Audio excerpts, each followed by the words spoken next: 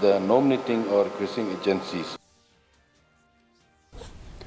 Parents and students in Nongstoin are facing inconvenience due to a shortage of new textbooks following a change in the curriculum by the Education Department.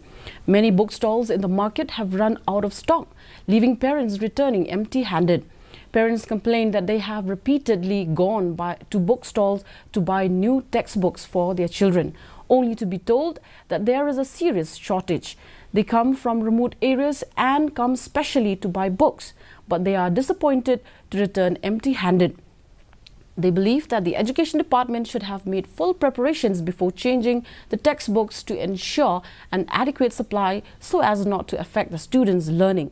As Marwen, the owner of the bookstall, said that the shortage of textbooks was due to an inadequate supply, which had seriously affected students and parents.